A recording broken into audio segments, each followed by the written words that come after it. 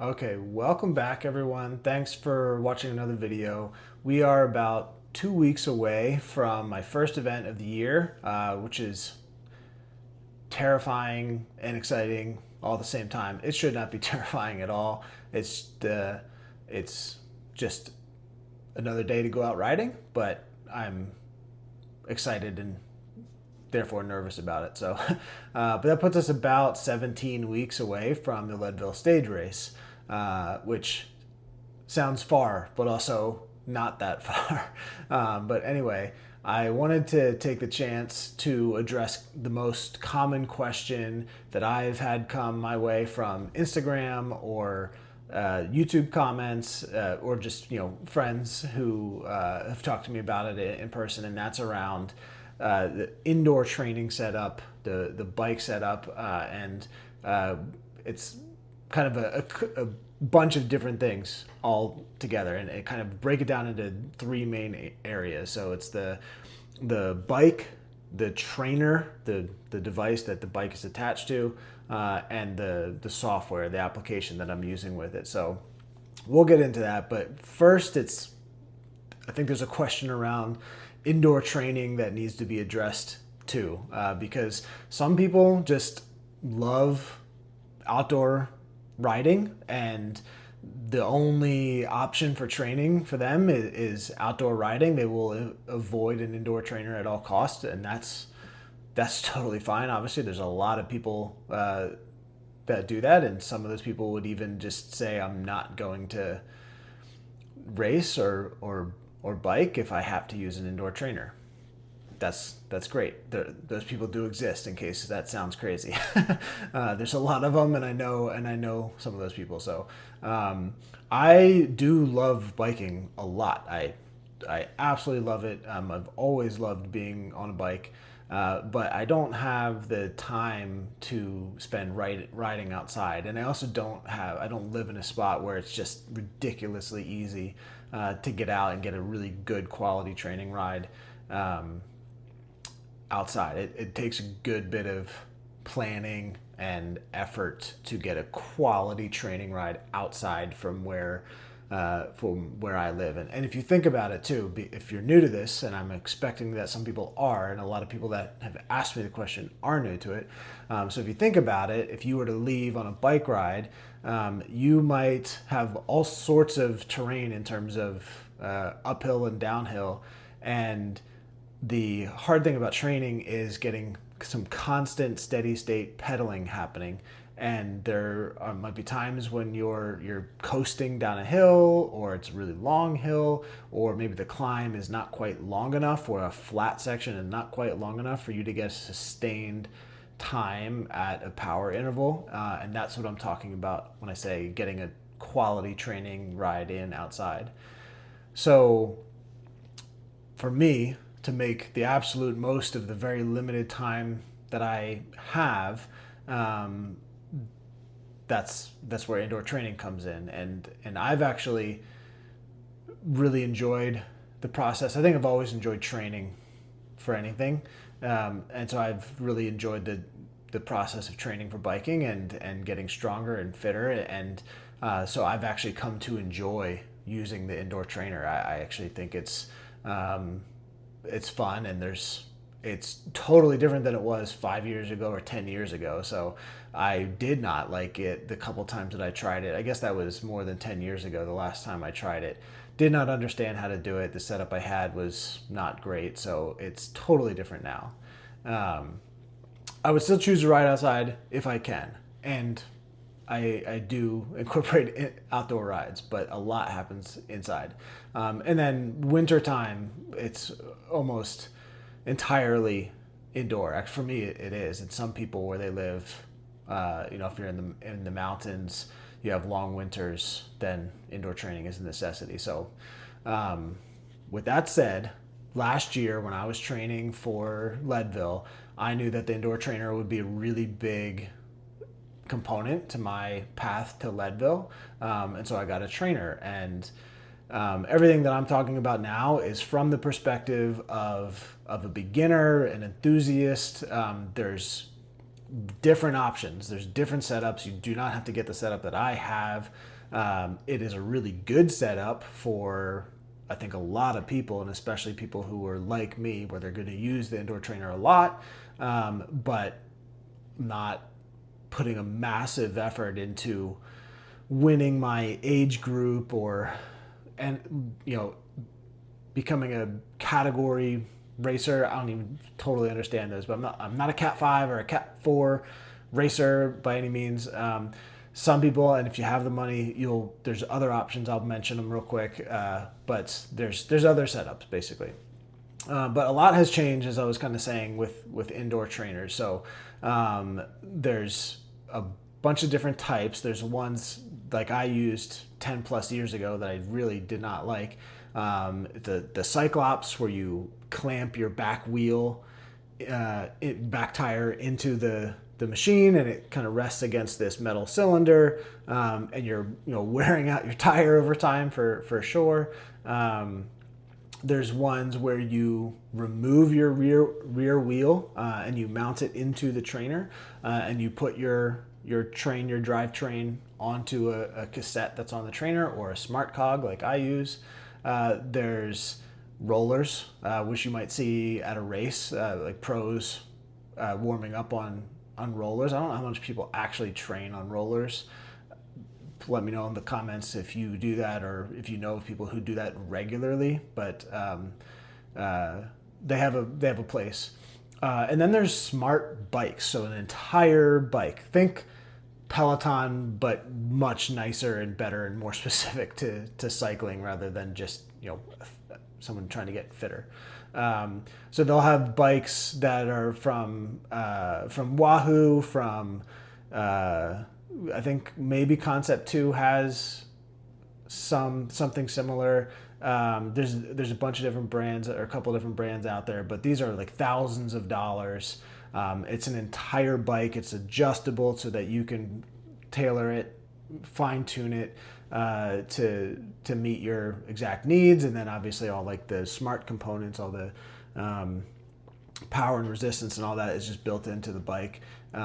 Those are extremely expensive, but also very, very nice. And then the kind that I got, which is the kind where you remove your rear wheel, there's different variations there. So the one that I ended up getting was the Wahoo Kickr Core.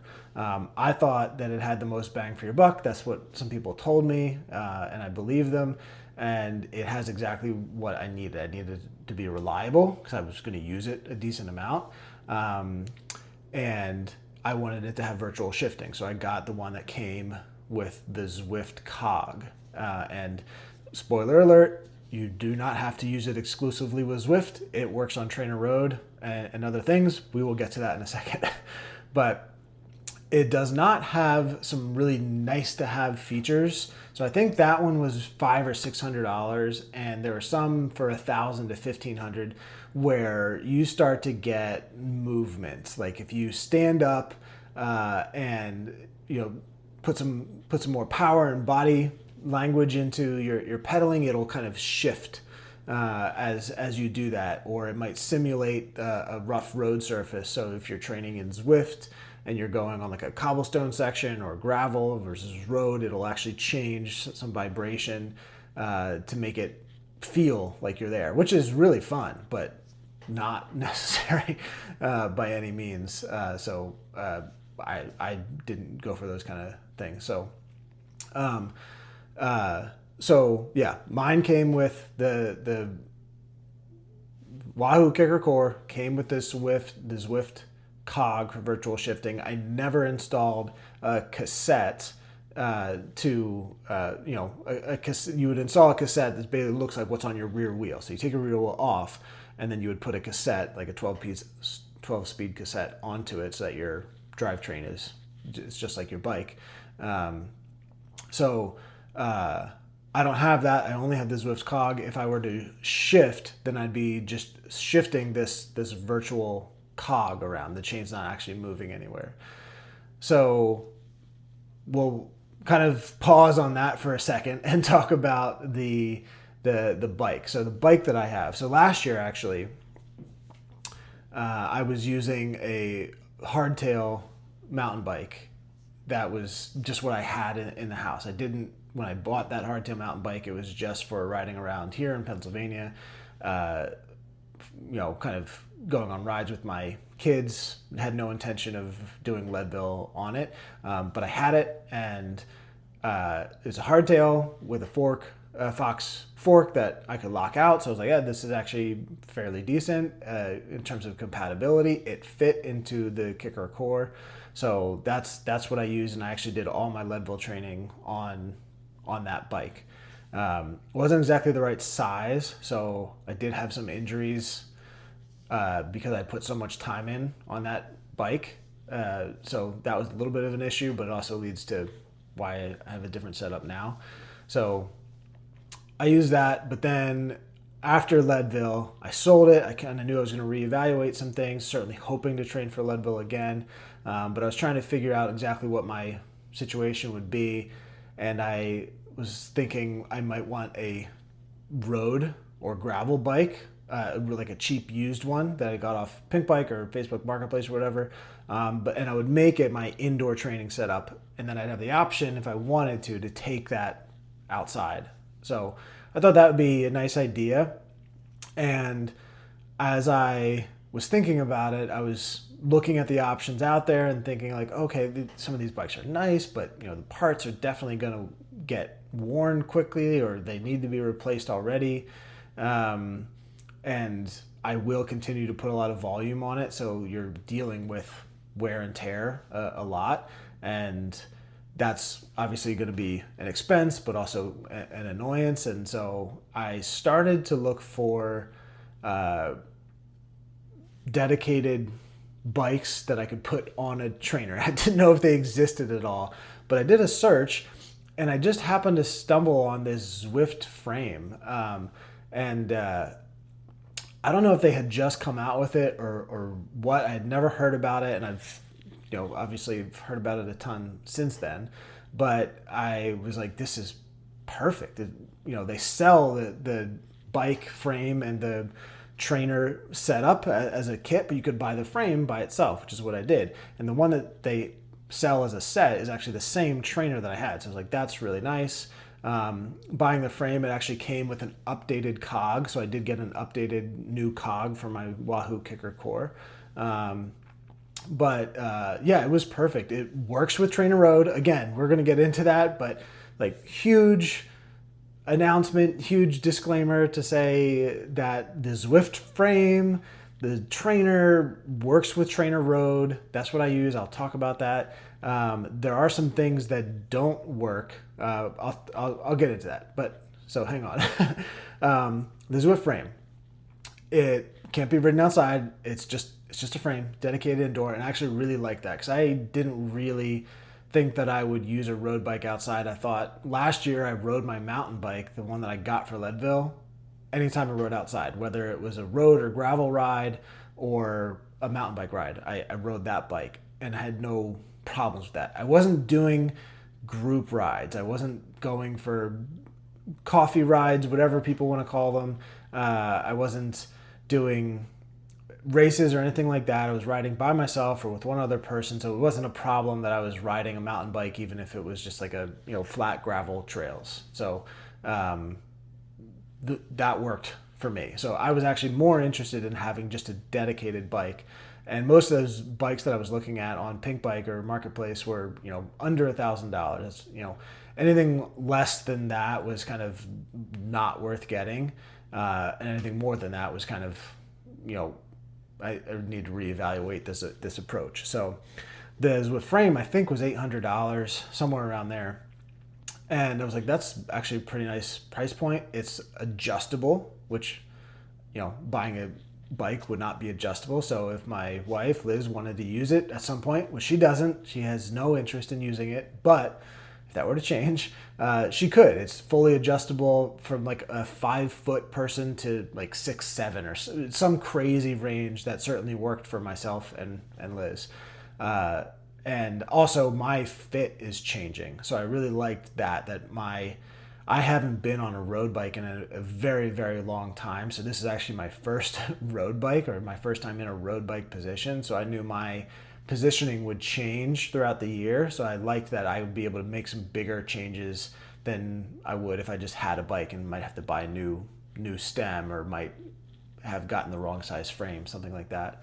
There is one thing that I don't love about the Zwift frame, and that is the crank length. The crank arm length is fixed. As you can see, it's one set length. So if that's not what you have on your other bikes or bike, and you're not used to that, then that is really annoying. But they have finally fixed that, addressed that. So as of April 2025, there will be, it's not available as of filming this right now, so I don't know if it's going to be standalone or if you could just buy it when you buy a new frame. But there is a new crank set that will have multiple adjustments. So other bikes have had that. A lot of people were hoping that Zwift would come around to it as well, and they have. So you'll be able to get something where you can have different crank lengths, which is really great. So little nitpicky. It hasn't really bothered me too much. The difference between my bike and it is 5 millimeters. So not a lot, but it is a lot, especially with the volume that you might be putting in. It's a big enough deal. So super thankful that they made that adjustment, so you don't have to worry about that. I didn't even think about it when I bought it, but now you don't have to worry about it.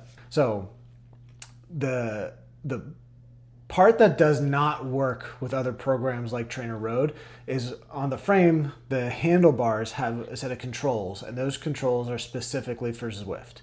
Those do not work with other programs. You also don't need them in any other program. And I actually don't even use them when I'm riding in Zwift. I will usually turn on the handlebar controls, but I rarely use them. Sometimes I'll steer just, using these orange paddles to steer because it's interesting, or for some reason inside of Zwift I'm like riding right behind this person, stuck behind this person, and I'll like move out of the way. But that's it. I don't really use any other controls. I don't make adjustments.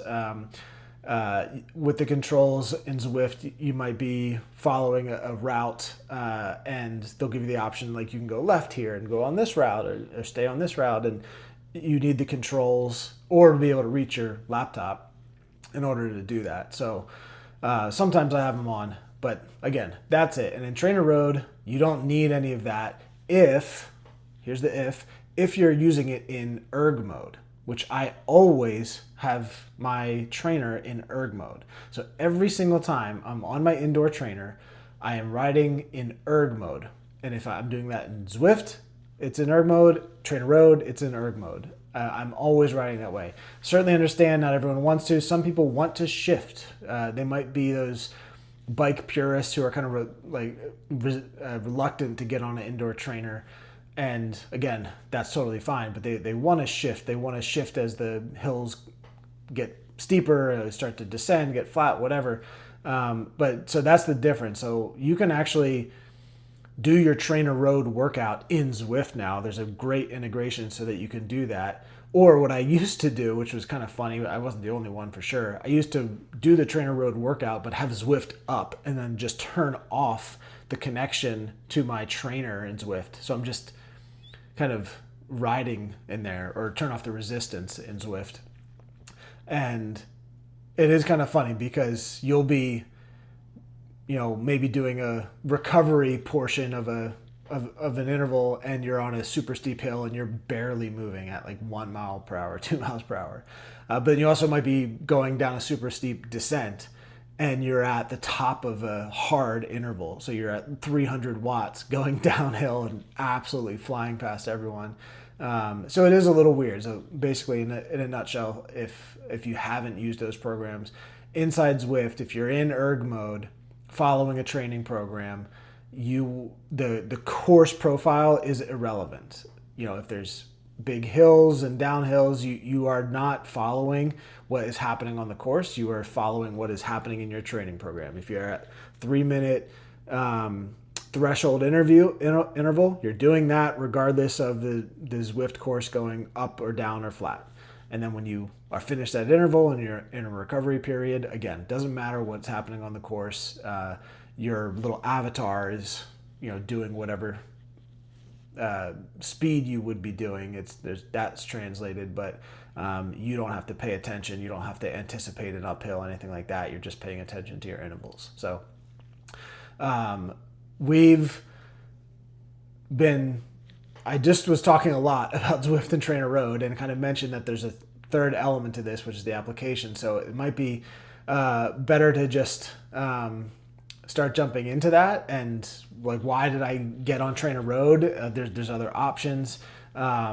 So I'll try not to repeat anything there, but there are some specific things to talk about with TrainerRoad and Zwift. So when I started the Leadville training, some people that I knew that I was connected to through Rich Froning and the Mayhem athlete team, they were already using TrainerRoad, and that was the recommendation. And I was like, okay, fine. I don't know any other platform out there, but this sounds cool, looks cool. A lot of people use it. More than enough for me. So I jumped in, and I actually have absolutely loved it. Now I do know more options that are out there, but I have no intention of using anything other than TrainerRoad anytime soon. So I did use Zwift, as I was mentioning, because before I started anything, I got the trainer, the Wahoo Kickr Core with the Zwift cog, and I signed up for Zwift right away. That was before I started using TrainerRoad, and I was like, oh, this is actually super fun. Again, things have totally changed. It's like a video game. Again, if you haven't done it, it's like a video game. It's like playing Call of Duty, where you're playing with other people live anywhere in the world. Could be friends, could be total strangers. But you're riding in this, virtual world with real people. It is pretty cool. And the virtual worlds are also very, very cool. So there is a pretty fun element to it, and Zwift is huge now. There's Zwift races and events that are happening all the time. It's pretty cool. So it was fun, but I didn't love the workouts, and I love the TrainerRoad workouts, and I loved the TrainerRoad system and process. So I was all in on that. I didn't need the Zwift piece. So yeah. And again, now they're integrated, so you can kind of do a little bit of both. So, but yeah, so a little bit more about TrainerRoad, why I did TrainerRoad. So they have adaptive training programs, which is really, really cool. So you create a training program, you say that you're training for Leadville, you're training for whatever event, you kind of describe the event, the time, the intensity, that kind of stuff. And you build a training program that kind of leads up to that. Or you can just set a goal, like I want to raise my FTP or something else, and it'll create a training plan based on that. But the point is that it adapts as your weeks and months go along.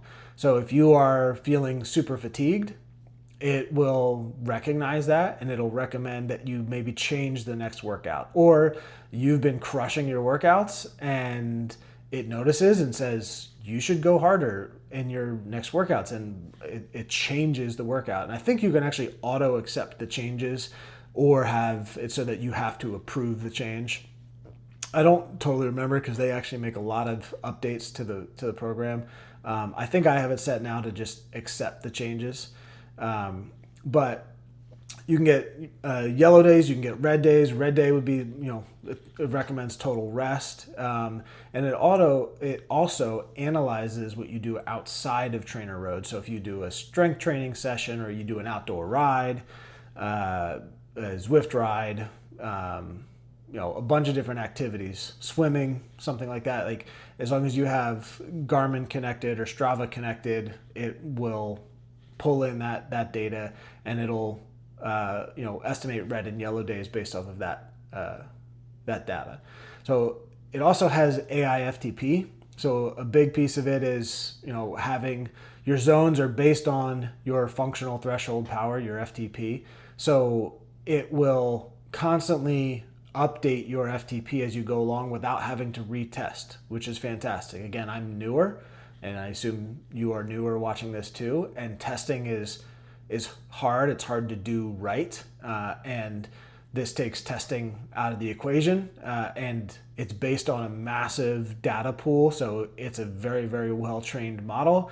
I've watched a lot of videos, people talking about it, and it seems like it might maybe underestimate slightly, which is great. I would rather underestimate than overestimate, but for a lot of people, it just kind of seems very spot on. So I'm not worried about it. I trust it, and I will do every 30 days or so, every time you can have the analysis run, I'll run it basically. So my results using it, when I started with Zwift, it was either Zwift or Garmin estimated my FTP at like 181 when I first started this March 2024. Might have been February 2024. And then in March, near the end of March, I started with TrainerRoad, and the first thing that I did was a ramp test just to get started. I actually don't think you have to do a test to even get started with TrainerRoad, but at the time, I think that you had to, or I just chose to have a baseline. And so I'd been riding for maybe a month with Zwift, and it estimated me at 231. So it's like, okay, all right, that's a big jump, but also probably a much more realistic number. But then fast forward 5 months to right before I left for Leadville, my FTP was 297. So that's a 30% increase in it's almost 30% increase, 28, 29% increase in 5 months. And that's certainly some beginner gains, as they would say. Like if you've never done strength training before and you test your back squat and then 6 months later you test it again, it's going to be a huge increase, but a huge percentage increase. But regardless, it's still great. But I was also, in that 5 months, I had lost a lot of weight. So I'd lost, in probably about like more than 5 months, maybe 6 or 7 months total, I had lost 45 pounds. So I was losing, and most of that happened in those 5 months. I was losing weight and gaining power. That could be a whole nother topic because this is already a super long video. But I was, sort of under fueling and still able to get a lot of strength gained out of it. So that's a massive, massive win in my mind. Since Leadville, my FTP has dropped quite a bit. I was not training. I had a really hard time getting back into training. I mentioned that in an earlier update, but it's slowly climbing back up. The red and yellow days last year, that was a newer feature at some point in that process. And I did really like it. And I actually found it to be quite accurate. Like I would be feeling really sore, the kind of sore where it's like something's wrong, not just I'm fatigued.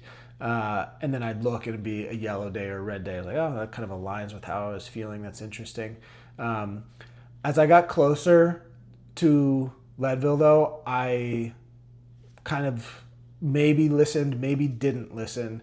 If it was a yellow day, especially if it was a yellow day, sometimes it'll say like, okay, you have a hard interval, but we recommend doing an endurance day that's less intense. Sometimes I actually would, and sometimes I wasn't. I just felt like sometimes I needed to push and see how much I could handle it. As I got really close, like within a couple weeks of Leadville, I did not do that because I didn't want to, destroy myself. But if it recommended a red day, for the most part, I just listened and I either rested or did an incredibly chill ride. And I'm in that place right now too, where I'm